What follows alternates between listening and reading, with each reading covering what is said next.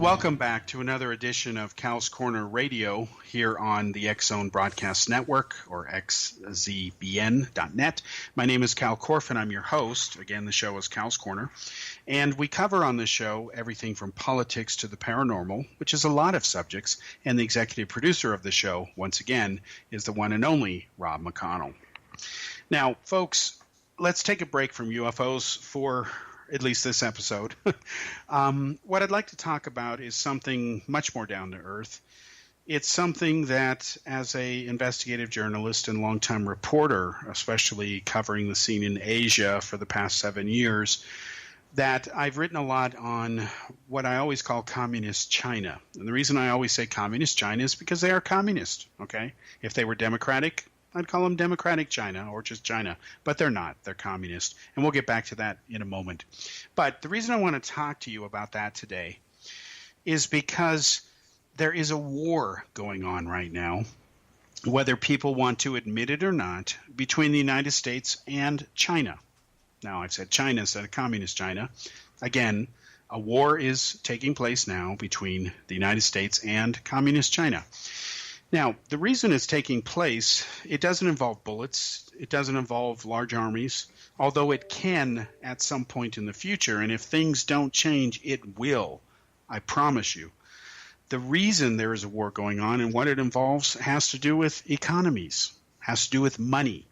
And in today's world where you have weapons of mass destruction, where the use of them just isn't practical, economy and money is the new bullet currency, if you will, for modern era wars. Countries will fight each other economically instead of sending soldiers because they think it's a smarter way to do it, and it is a smarter way to do it depending on the circumstances. Let's say World War II was happening right now. You couldn't choke off Hitler and the Nazis economically. You had to use soldiers. But what's going on today is that American President Donald Trump, he ran on the platform, and most Americans agree with him, that the trade deficit with China has been out of control for too long, and that especially the Democratic National Party and its politicians, led by the Clintons, and we'll prove that in a moment, have created this massive transfer of wealth to Asia, trying to force globalization on everybody. This so-called New World Order of a globalized society, often at the expense of individualism, cultures, what makes different countries unique in their fine traditions. It's a recipe for disaster. It is failing in just enough areas that what it has caused, the failure to implement globalization properly, is it has caused extreme polarization in this world. And we can see that all over the political map in Europe as well as the United States. The fact that Donald Trump is sitting in the White House now instead of Hillary Clinton, who's a globalist elitist, her and her husband, is proof that there's a blowback against this type of mentality. So the two largest company or economies in the world, by far, they're now officially at war.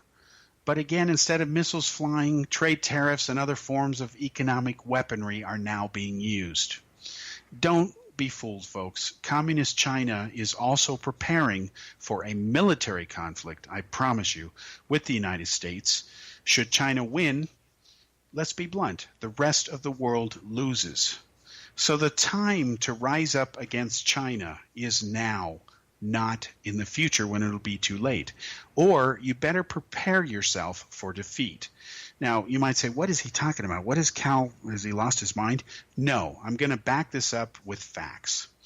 Now, I have always been consistent in my reporting on the grim reality of how communist China is in fact the greatest threat to global peace and stability in the world today. Put another way, the world's greatest threat, we're talking geopolitically, socially, economically, militarily, ideologically, religiously, etc., is not the scourge of terrorism, contrary to what most people think. Instead, it is a single nation, communist China. Now, if you think that my view is harsh or it's a neoconservative view, it's right-wing, in the views of the left-wing liberals, because I've heard them say this before, they advocate globalism, these self-proclaimed progressives and the Democrats. Well, the facts that I'm going to share with you cannot be denied. That doesn't mean people are not in denial of them, but I can back them up with chapter and verse. In fact, as a longtime analyst reporting on China, let's easily unmask and destroy any doubts about the threat that China poses to the future of the human race if its present actions are not stopped. In other words, it's not the future is not etched in stone, thankfully.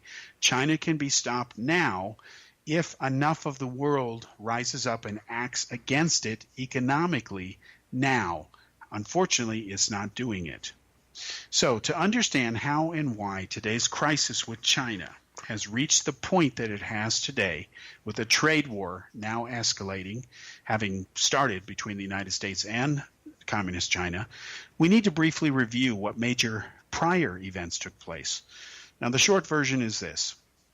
During the Cold War decades, now this would be against the former Russian-created Communist Soviet Union, formerly known as the USSR, American President Richard Nixon worked with his then Secretary of State, Dr. Henry Kissinger, to make a point to not only start détente and begin sincere nuclear arms reductions talks with the Russians, but to use as leverage against them, to give them some incentive, for lack of a better term. Nixon also courted the Communist Chinese. Now, when Nixon made his historic trip to China to meet its then communist revolutionary leader, Chairman Mao, a man who holds history's most infamous record for being the greatest mass murderer in history. You can look it up. Mao is responsible for having killed as many as 100 million people. Experts are not sure of the exact number because nobody cared enough to count the bodies. None of this mattered to Nixon. Nixon's thinking instead was that if China could be engaged properly, that was a key phrase here, that it could be a rival to be pitted against Russia, and that if the economy of China was increasingly integrated with the economics of the West, led by the West, because the West was much more industrialized than China was at that time, and China still is today behind the West in industrialization, Nixon felt that the likely result would be a decrease in the chances of war ever taking place between the U.S. and China, since China would have much to lose and would never destroy its own interests. Nice theory, but hasn't quite worked that way. So while one can argue that it was Nixon and Kissinger who first paved the way for what later ended up being trillions of dollars of outsourcing to China by Western companies, creating a massive shift of wealth redistribution from the West to Asia, it wasn't Nixon, but instead Democrat Bill Clinton many years later, who set the USA and the Western world on course, ensuring an inevitable conflict against China, which has now begun economically. Now, Bill Clinton, like his vice president, Al Gore, they're global elitists. They not only believe in globalism, Clinton's policies and actions ensured that conflict with China, again, would be inevitable one day. Acting unilaterally, there's that magic word the Democrats hate when a Republican does it or when Trump does it, but they don't mind when Obama or they do it. Clinton signed on his own a presidential executive order dropping just enough restrictions on China so that it was then free to start its grand plans to conquer the world, which the Chinese started to do. To believe for 1 minute that Chinese leaders didn't understand what they were now allowed to get away with would be incredibly stupid. So prior to Clinton signing his executive order, China was being held back economically from global economic integration because of its terrible human rights record, its unfair trading practices, its stealing of intellectual property, and the brutality of its dictatorship, etc. Now, suddenly, none of this mattered.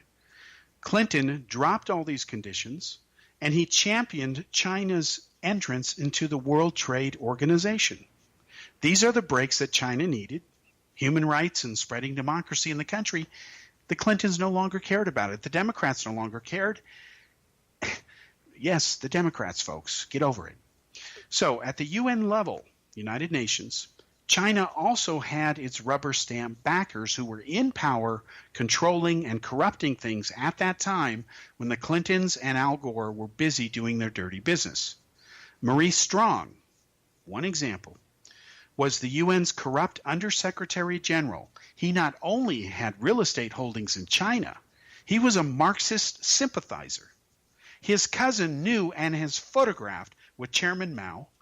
Strong worked with individuals like Al Gore. Al Gore to this day still lauds Strong to further the shift of economic might to Asia.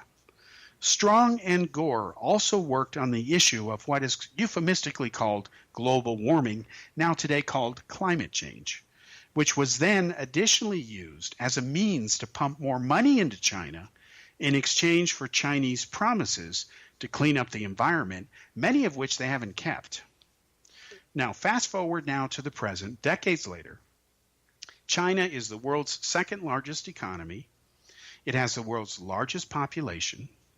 It now imports half of all the world's vital resources, is America's largest trading partner, but by Chinese one-sided terms. Again, the trade deficit the U.S. has with China stands at around some $500 billion. Now, Trump has an issue with this.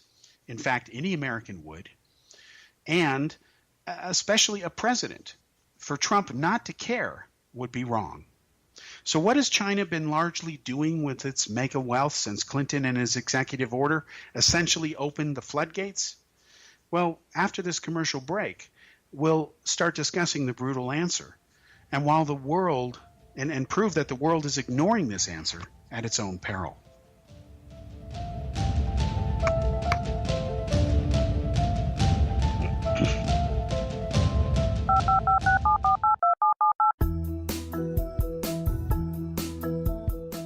Did you know that when you're on the road with limited data or Wi-Fi, you can still listen to the X-Zone Radio Show with Rob McConnell, The Science of Magic with Gwilda Wiyaka, X-1, Dimension X, Space Patrol, and every minute of the X-Zone broadcast network by calling 213-401-0080, courtesy of Audio Now. No smartphone, app, or internet needed. It saves your data plan, and it's free if you have unlimited minutes. Call 213-401-0080 to listen on any phone, anytime, anywhere. Remember 213-401-0080 for the best of the paranormal, parapsychology, and sci-fi radio programming anywhere, 24/7, 365.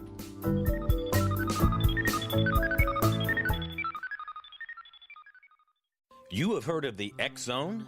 Now watch it on Simul TV. Plus 500 video games, live TV channels, free video on demand, worldwide, and more. Does this sound like tomorrow's television? Well, it is, but you can have it today, right now. It is Simul TV. Simul TV offers what the others only wish they could provide. 15 exclusive channels like X-Zone, Sci-Fi, and Horror. We are worldwide. No other provider offers that. 500 built-in video games. No need to have an extra expensive system. We have them included. Free video on demand. Live streaming events from around the world. Interactive online network, and much more. Tomorrow's TV today. Simul TV. Sound too good to be true? Well, it's not. You can have Simul TV today. Sign up at simultv.com. Do it today.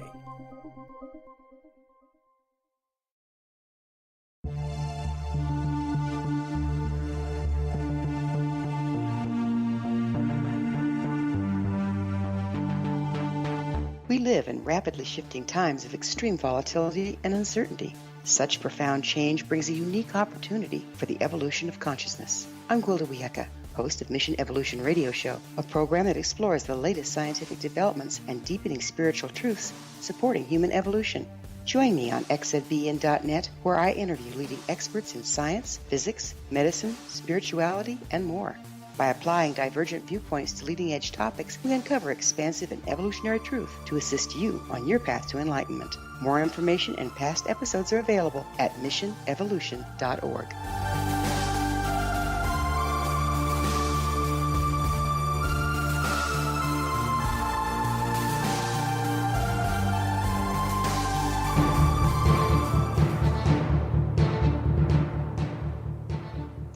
Welcome back to segment 2 here on Cal's Corner Radio Show. My name is Cal Korff, and I'm your host, and the executive producer of this show is Rob McConnell. Now, we're giving a little bit of background, if you will, history, brief recap of what had happened over the last decades regarding communist China and its rise to becoming a world economic superpower. Let's give it its credit where credit is due. China is an economic superpower. The United States is the world's only overall superpower. It has, of course, a stronger economy, but China is number 2, and it is poised to overtake the United States in the near future. So let's continue, and let's pick up where we left off, which is to now explain what China has been doing with its trillions of dollars over the last decades. Now, this is what I call China's Holy Trinity.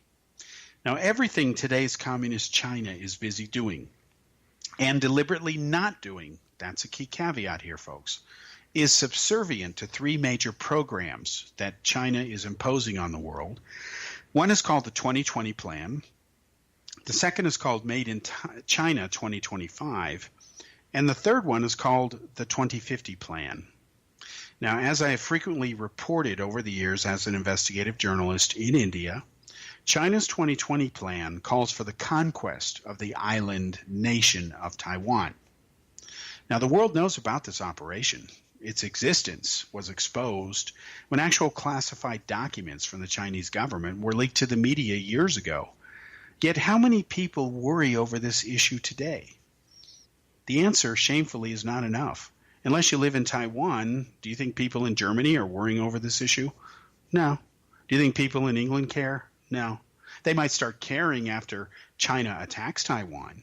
But do they care now? Are they doing anything to stop it? Do they worry about it? Do they talk about it on the news? Do they even bother raising awareness of this issue?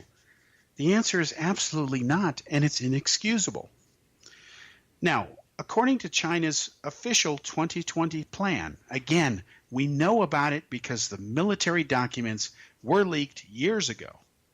At least 16 different locations on the island nation of Taiwan will be invaded by communist China in what they are planning to be a rapidly paced, massive naval assault, an amphibious assault, if you will, supported by firing 1,000 missiles against Taiwan to first soften up its defenses and destroy facilities, and then China plans to use its Air Force and Navy combined with submarines to set up what one might call a no-go zone to bide time so that American, Japanese, and other forces can't respond fast enough.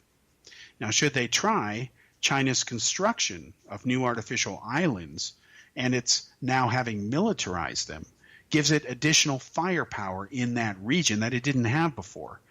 And China is not only making artificial islands and militarizing them, it is even it is even making claims to disputed territory.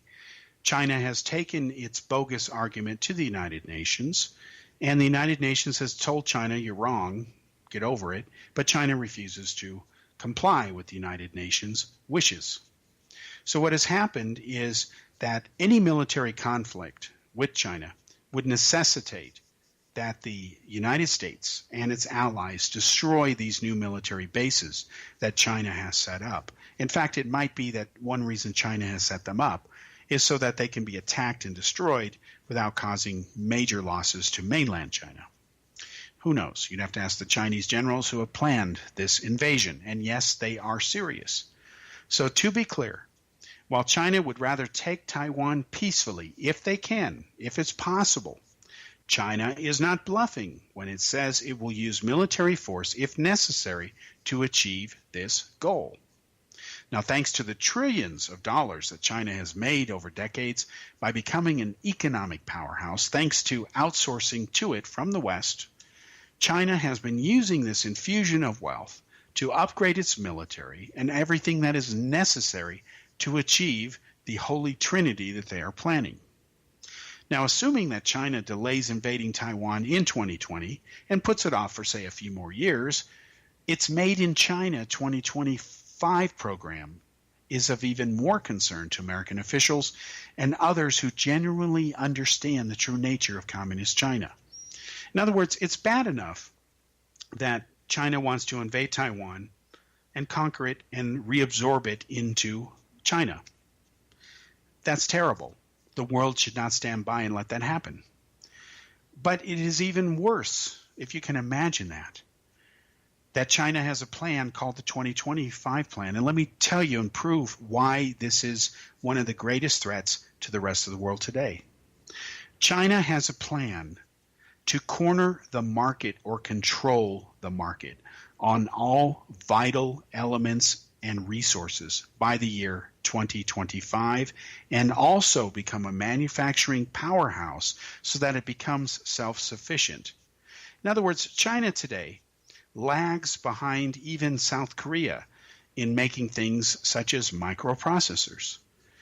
Compared to what Samsung can do, for example, China can't do anything. They're a joke, okay? One of the reasons the United States won the Cold War against Russia is Russia couldn't make a decent microprocessor for many, many years. So what did the Russians have to do during the Cold War? They actually had to smuggle in Western computers, pull off the microchips, and try to reprogram things so that they could make their own computer from stolen or imported black market parts. They couldn't make their own parts. So China wants to go ahead and by 2025 have the ability to be self-sufficient, to have cornered or monopolized or controlled all the world's vital resources, or at least minerals. In Afghanistan, for example, they have bought 80% of all the mineral rights. Well, guess what they're doing now? They are shipping huge quantities of raw material all the way to Beijing. They have built massive highways from Afghanistan all the way into China. They're doing the same thing with Pakistan. They've even bought a port and have renovated it, and they're doing this around the world. So what China has done is they've diversified their supply chain so that if there is ever a war, they're not going to be hung out to dry. They have cornered the market on some rare earth metals, which if China wanted to, they could go ahead and really stick it to the West and really hurt them economically, but China's not ready to do that yet. Instead, what China is doing is biding its time so that by the year 2025, if it remains on schedule, and who knows where it is right now in that timeline or project plan, if you will, to be this self-sufficient economic powerhouse, manufacturing powerhouse, to manufacture all the vital items and products that they need to be self-sufficient so that if a war ever breaks out, they won't suddenly not be able to have smartphones or communications devices or microprocessors and so on. And this is why they are doing what they're doing in their 2025 plan. Now let's use one very real example. Now, if you take the issue of the military, if there were ever a military conflict between China and the United States, if it happened today or over the next few years, the Americans would obviously use the Joint Strike Fighter, or JSF, or F-35 aircraft against China. Now, this single aircraft and its variants is being used across all of the American military forces. It's a one-plane-fits-all concept, per se. And the USA has also given the same plane to Israel. They have made their own modifications, and it is being used by all the NATO allies. So in any war with China, F-35s can destroy Chinese military assets at will because they're far more advanced than what China has today. China needs a deterrent. So instead of inventing one on their own, China simply used computers to hack into and steal enough of the key engineering blueprints from the United States military. They stole them from a contractor, and they basically stole the blueprints to the Joint Strike Fighter. So guess what happened last year, folks? For the first time ever, China started flying their JSF knockoffs in real combat exercises. This year, as I'm speaking here, China is now starting to deploy into combat operations the so-called finished version of their version of the stolen Joint Strike Fighter. Now, this is not to say that China's copy and stealing of the American JSF makes it as good as the American original. It does not. But see, China doesn't have to be better. They just have to be good enough, okay, to pose a critical threat. And that's all they're aiming for. Anything else is a bonus. So as part of China's plans to become a world leader in key technology areas so that it's no longer dependent on outsiders, it has been gobbling up strategic and vital minerals and elements in Africa, Afghanistan, Pakistan, wherever it deems it necessary. China needs to make its Made in China 2025 program work because its big prize is the defeat eventually of the USA in any military conflict, or at least being able to hold its own without going nuclear, as well as replacing America as the world's #1 economic power. In other words, China has basically a two-pronged major course of attack here. One is to beat the U.S. economically, which it is on its way to doing, and it is helped when countries like the U.S. have a $500 billion deficit. That doesn't help America. It hurts it, costs Americans jobs. And then on the other side, they want to be able to at least hold their own or be able to have a standoff or at least make the price of a military conflict with China and the United States so high that maybe the United States won't bother defending Taiwan, or maybe it will become a secondary or second-rate power in Asia. That is what China wants to do. China wants to dominate Asia. So it has other sub-plans within that. And I know this having lived in India for 7 years. China has a plan within its 2025 plan to subdue India as well as contain India and keep India from ever becoming a credible threat. And how they intend to do that is very simple. India, of course, will pass China in the next decade or so in population. And after the commercial break, we'll talk about how that worries China.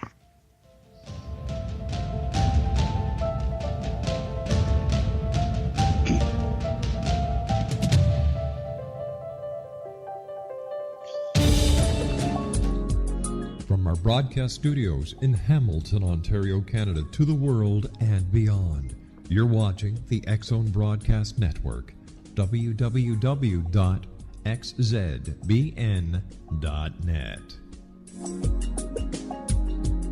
AVS Media Den. You have heard of the X-Zone? Now watch it on Simul TV, plus 500 video games, live TV channels, free video on demand, worldwide, and more. Does this sound like tomorrow's television? Well, it is, but you can have it today, right now. It is Simul TV. Simul TV offers what the others only wish they could provide. 15 exclusive channels like X-Zone, Sci-Fi, and Horror. We are worldwide. No other provider offers that. 500 built-in video games. No need to have an extra expensive system. We have them included. Free video on demand. Live streaming events from around the world. Interactive online network, and much more. Tomorrow's TV today. Simul TV. Sound too good to be true? Well, it's not. You can have Simul TV today. Sign up at simultv.com. Do it today.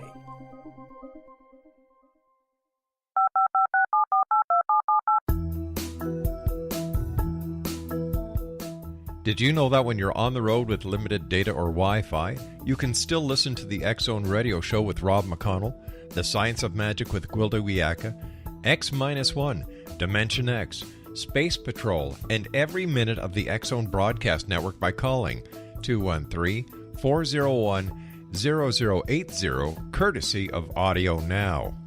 No smartphone, app, or internet needed. It saves your data plan, and it's free if you have unlimited minutes. Call 213-401-0080 to listen on any phone, anytime, anywhere. Remember 213-401-0080 for the best of the paranormal, parapsychology, and sci-fi radio programming anywhere, 24/7, 365.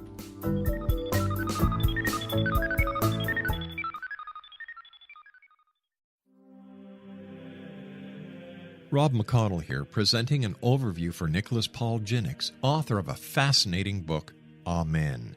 It presents facts revealed by Egyptologists, facts that enable us to understand why Amen is the beginning of creation of God. It provides recommendations for religious leaders of the major religions to unify their beliefs and teach the Word of God. Love one another. Amen informs people how mankind conceived God.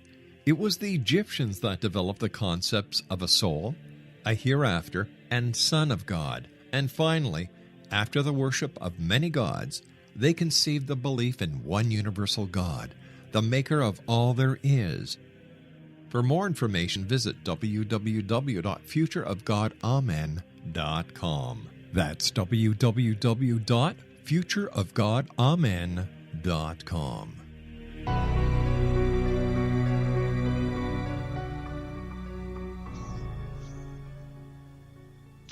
Welcome back to Cal's Corner radio show here on the X-Zone Broadcast Network. My name is Cal Korff, I'm your host, and the executive producer of the show is Rob McConnell. And we were talking about India before the commercial break. As I mentioned, within the next decade, India is going to pass China in total population. China is so worried about that because it ultimately boils down to babies. Let's be honest. I'll be blunt about it. If a country has a small population, they're limited. If they have a large population, they have a lot more capabilities, theoretically. So what's happening is China has now abandoned its one-child policy because they realize that India is going to pass them now, and that bothers China. So you might say, well, if India, the world's largest democracy, passes China, then they'll become number one, and that's okay because they're a friend of the U.S. and the free world, yada, yada, yada. They're a democracy. They don't intend to invade other countries, unlike China. Why are we worrying? Well, we're worrying because, to be very honest with you, I'm not the only one who feels this way. A lot of people live in India know this is true. India, unfortunately, is frustrating because it's too often its own worst enemy. For example, India has, ever since Prime Minister Narendra Modi got into power a few years ago when he trounced Rahul Gandhi by winning more votes than any human has in an election on the planet, he started a program called Make in India. Wonderful idea. Make stuff in India. In fact, I've always wondered as an American why we don't outsource things to India, because at least India is not our enemy. They're not communist. They value human rights better than India, although it's got a long ways to go in India too, trust me. But at least they're not dangerous to the world. So why don't we just have the Indians make stuff if we're going to outsource stuff to Asia? Well, now India is trying to make that happen. And India has become, to Modi's credit, the country in the last few years which has received the most amount of foreign direct investment than any other nation. The U.S. used to be first. It's now second or third. China and India fluctuate between those two positions. And you might say, well, that'll solve it. Well, no, it's not that simple. In fact, it's reached the point where you have to kind of leave India out of the equation, meaning you can't count on them anymore. And let me explain why. Apple is a perfect example of the problems in India. Now, I worked at Apple for years. I knew Steve Jobs. In fact, if I had not met him, I would never have gotten into the IT business. I know all about Apple dealerships, how they do their thing. I admire their business model. I agree with it. I use their products. But I'll tell you, living in India, trying to buy Apple products is a joke because there's no Apple dealers there, okay? None. Instead, there's third-party companies that try to pretend and look like they're Apple and say all the right buzzwords and design their store so it looks like a mini version of an Apple store. But when you start dealing with their products and the availability and all that other stuff and the pricing especially, it is a nightmare. In fact, if you want to buy a top iPhone, it's going to cost you about 50% more just because it's in India. Okay? No valid reason. Now, my Indian friends will tell me that's not true, Cal, because, Apple doesn't have a manufacturing plant in India, therefore they have to pay these extra taxes. Well, that's just an excuse because there are plenty of instances where India and other governments have given large companies who create jobs, exemptions where they don't need to make their stuff there, but they can still get the discounts. Well, India is deciding not to do that, and that's a shame on them. And let me tell you why. What India has told Apple, and I've reported on this, is that 30% of their components must be made in India in order for them to get all of these great tax breaks. Well, Apple has told India the blunt truth. You guys can't make the stuff we use in our products. You don't know how. And we're not going to take the time to teach you. Why should we? It's already working in other countries. So they reached a compromise. There's now a couple of models made in India, the 5S and the 6S. I have a 6S Plus, actually. And they're made in India. All these parts are brought in. And the Indian government has said, okay, we'll delay your requirement to have 30% of your products made in India or parts made in India. We'll delay it for another 5 years.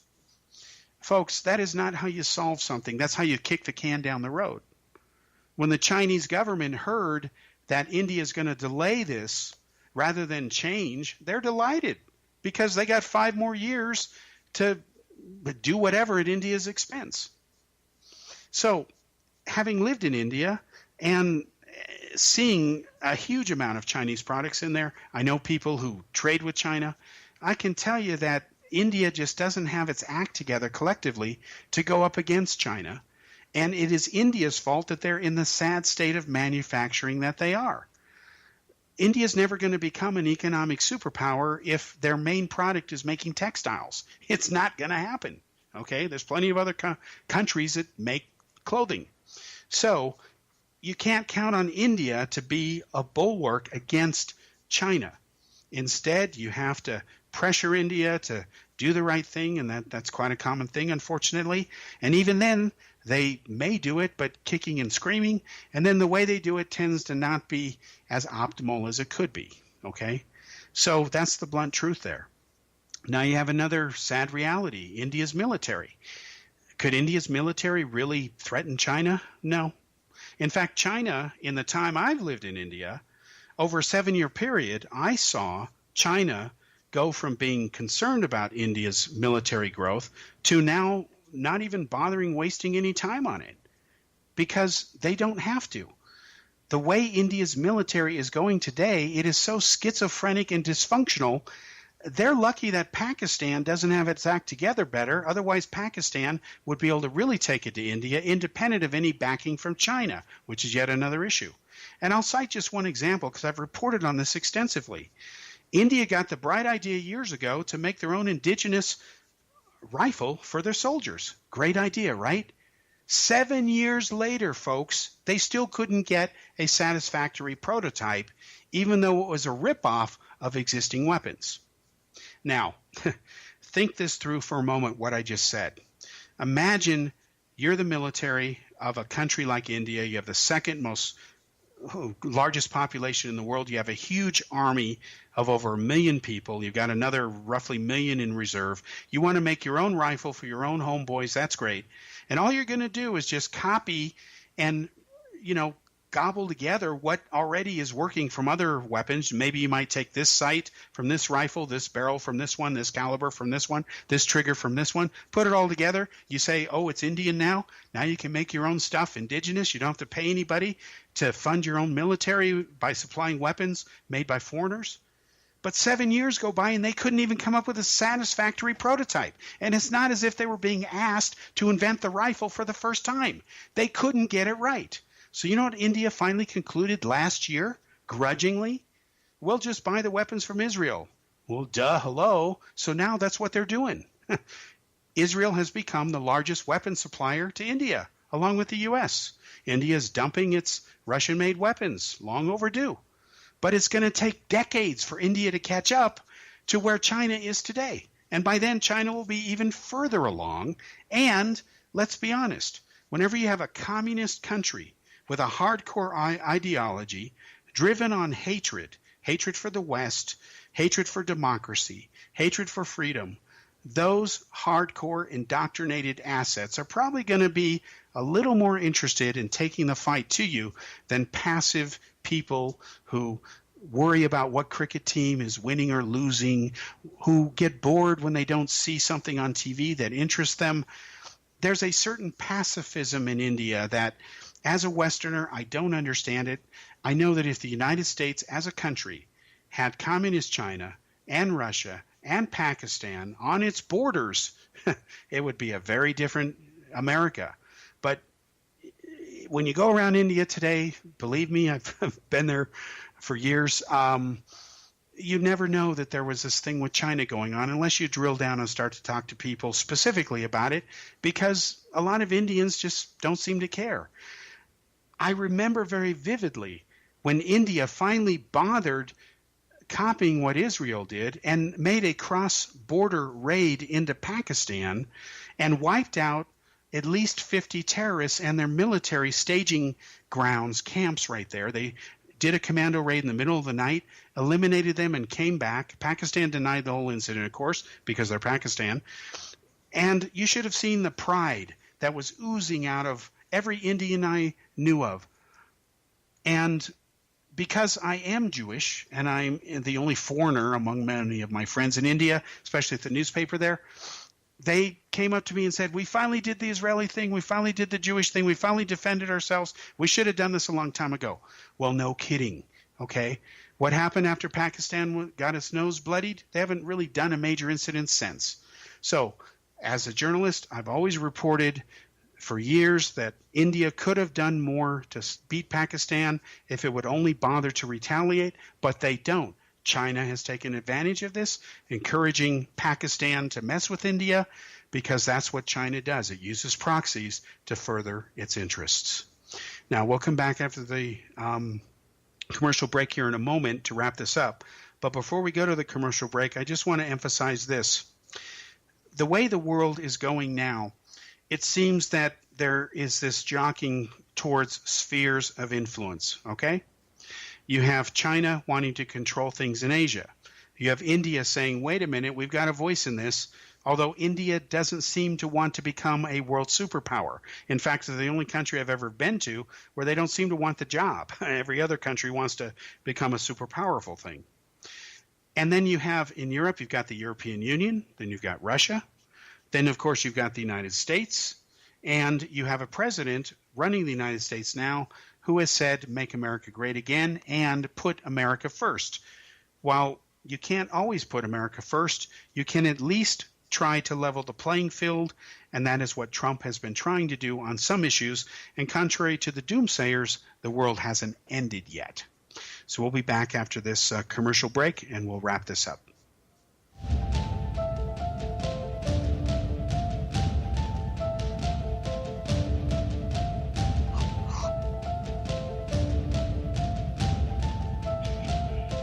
You have heard of the X Zone? Now watch it on Simul TV, plus 500 video games, live TV channels, free video on demand, worldwide, and more. Does this sound like tomorrow's television? Well, it is, but you can have it today, right now.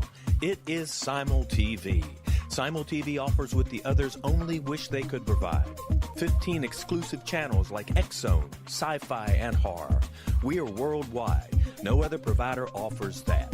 500 built-in video games. No need to have an extra expensive system. We have them included. Free video on demand. Live streaming events from around the world. Interactive online network, and much more. Tomorrow's TV today. Simul TV. Sound too good to be true? Well, it's not. You can have Simul TV today. Sign up at simultv.com. Do it today.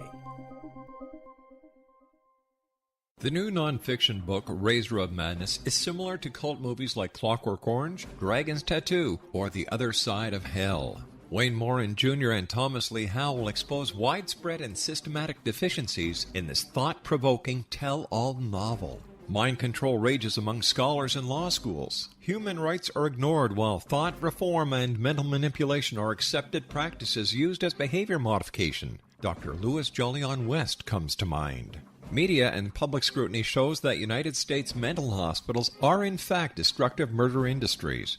Razor of Madness expose novel details this epidemic through an in-depth professional and personal investigation. For decades, there has been a revolving door policy that still releases killers and pedophiles back into society. The maestro of mind control continues to haunt America to this very day. Razor of Madness is available in paperback or as a downloadable ebook at Amazon.com.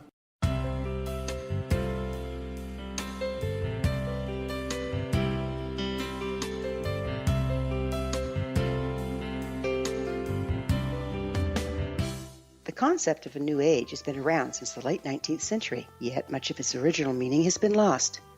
What exactly is the new age? Is it a religion, a collection of obscure esoteric practices, a series of doomsday predictions, or an astrological event? The New Age Chronicles is a unique complementary publication bringing reason and grounded information to separate fact from fiction. chock full of valuable information to support you as we make the monumental shift into the new era. You won't want to miss a single innovative issue. The New Age Chronicles newspaper is coming soon to www.newagechronicles.com.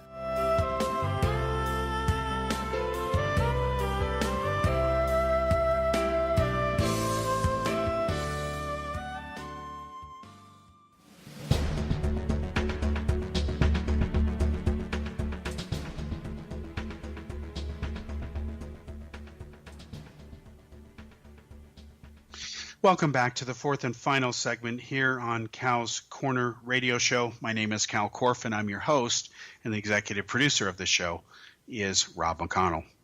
Now, to wrap this up, because again, you could spend hours on this going into fine detail. Again, the world seems to be shaping up into alliances of spheres of influence. You've got the EU in Europe, of course, and you've got Russia. Those are the two big guys there. You've got China trying to be the master of Asia and eventually the world. You've got the United States leading the so-called free world. You've got India and Asia trying to say, wait a minute, we've got a voice in this, but they just can't seem to win the gold medal for whatever reason. That's on them. And so what's going to happen now? Well, unfortunately, too much of the world, especially among the younger generation, from what I've seen, and this is my opinion, and I think I can defend it. When I talk to some of the younger kids today, they don't even know who John Kennedy was. They remember he was president, but that's all they can pretty much say. There's been some recent surveys done of so-called millennials. It turns out that about a third of them aren't sure the Earth is round. Can you believe that? A lot of them don't even know what the Cold War was. They weren't alive then. And while that's not their fault that they don't know what it was living through it, shame on our so-called educational system for failing to pass on the lessons of history. Because as the old adage goes, and it's true, when you fail to heed the lessons of history, you're going to repeat the tragedies of it. And this is what I think is going on now. We have to remember that historically the Chinese have always thought a long ways down the road. They don't run their country or existence one quarter at a time like the West does. So they think years ahead of time, and they plot and they scheme and they plan. And when I say and use those terms, don't mean it in a conspiratorial sense. I mean it in a logical sense. If you're going to have a long-term plan, you've got to plan, you've got to scheme, you've got to execute. It doesn't matter what the subject was. Recently, there was a Chinese worker for Apple who was arrested at the airport in San Jose because he tried to go ahead and steal the blueprints or some engineering data. He had downloaded some data to a disk, and he worked on Apple's new secret autonomous car project, which they haven't released that automobile yet or whatever it is they're going to do. Still a couple of years away. But Apple has made no secret that they've been trying to do an Apple car or at least help with the technology of autonomous driving. They actually have at least 50 vehicles driving around in California testing these right now. So what this engineer did, according to the press reports, is he was a Chinese individual. He downloaded data on this drive, booked a flight to China. He was arrested at the airport and busted with this, and now he's going to do some time. It was just the latest instance of industrial espionage by China. And this is where what I call decision time comes into play. This is where the USA and the rest of the self-proclaimed civilized world will now and in the near future have to make a key critical series of decisions. And the decision concerns the question of what kind of world do you want to live in? What kind of world do you want to leave for your children? You know, we all know this, but that doesn't mean everybody does it. But we all know that it is the responsibility of all generations currently alive to work hard and do their best to ensure that their kids have and live a better life than their parents did, than we did. Each day, all of us must work to push the human race forwards, not backwards. Help democracy, the democratic process around the world. Help with freedom. Continue to spread the concepts of freedom around the world. Do acts that back up supporting freedom around the world. We have to do this for the survival of the human race. okay? And we know this from our history, and it's happened before.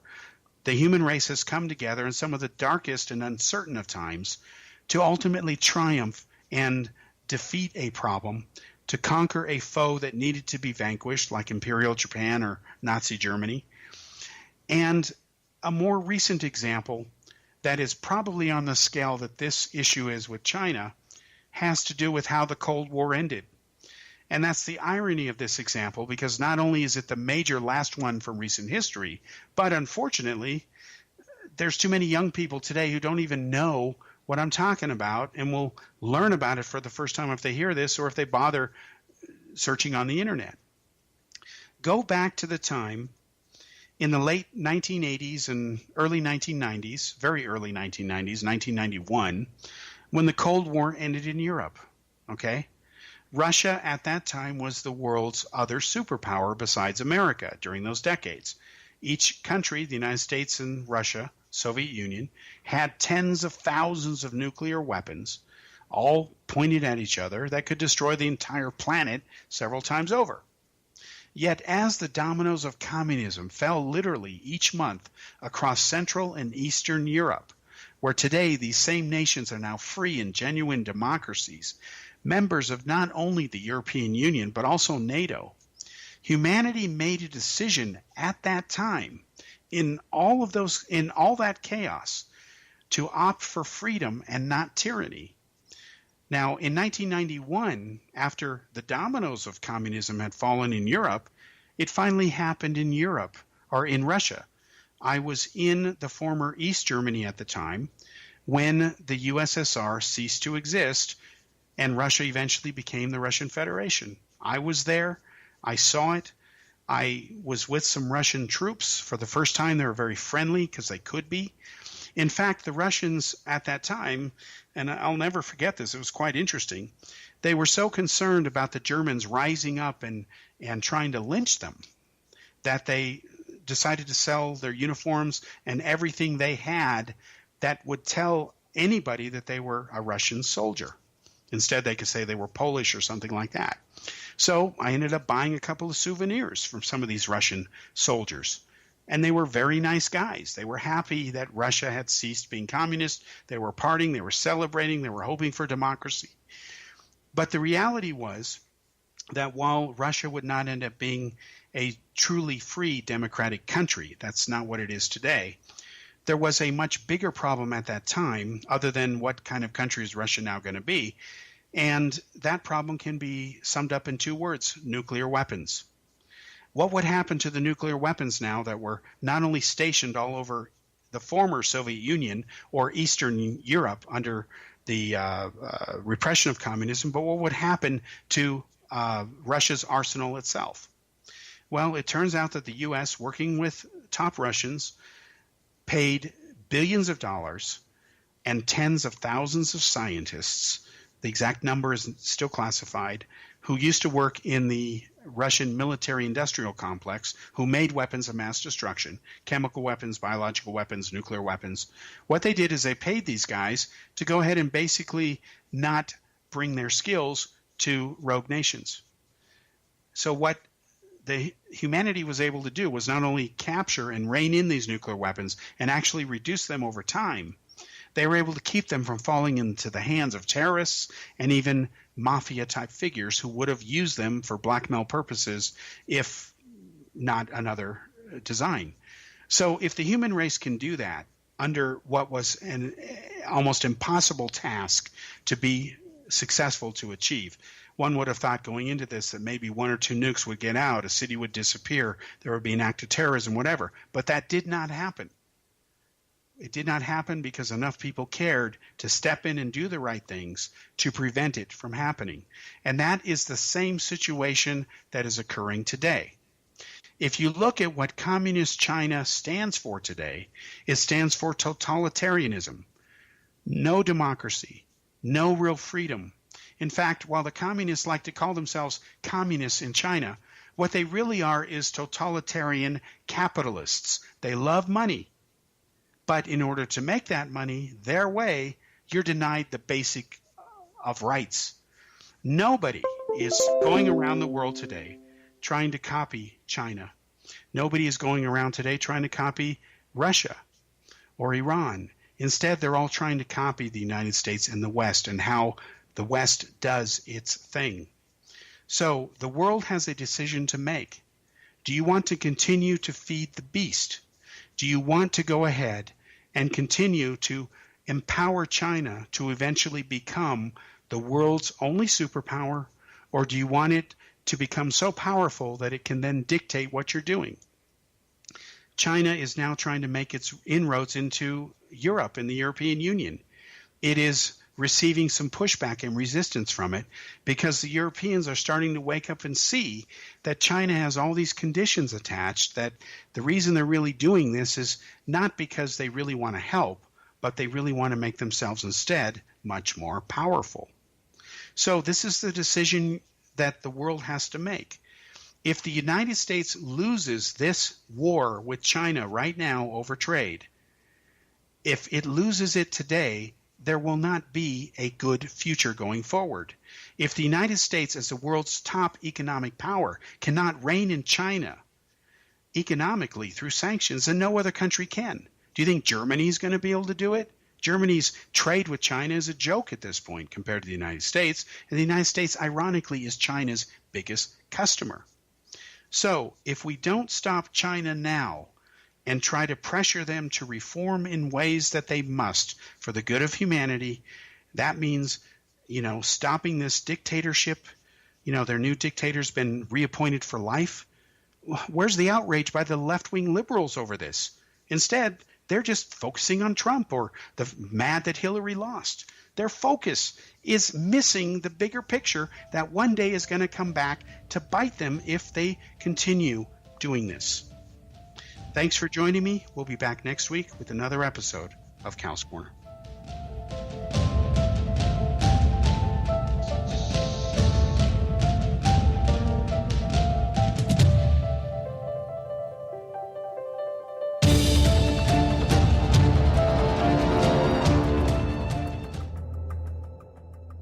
Modern Esoteric, Beyond Our Senses by Brad Olson, consummates the lifeology story about where humanity originates. It is the lost continents, the primitive wisdom, the mythos of creation, and the rethinking of ancient history as we are taught in academia. There is much more to the story than what we have been told. As this is the first book in the Esoteric series, Modern Esoteric starts at the beginning of time and accelerates up to this modern age. Future Esoteric is book 2 in the series and takes a forward-looking position ahead of today with an open and honest examination of the ET issue and various unexplained phenomena.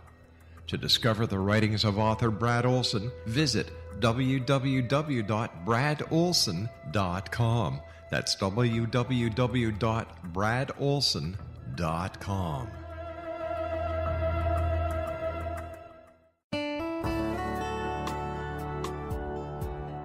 Are you or is someone you know struggling with addictions, depression, anxiety, relationships, low self-esteem, lack of confidence, grief, success, and prosperity? Do you know that your subconscious belief plays a big role in the outcome of your hard work? We can help you permanently change the beliefs that may be the reason for your struggles and failures. We care about getting you the return on your investment and the results you are looking for. We can help you be free of the limitations of your past and in realizing your highest potential. We work with people by phone and Skype. For more information, visit us at www.ritasoman.com. That's www.ritasoman.com.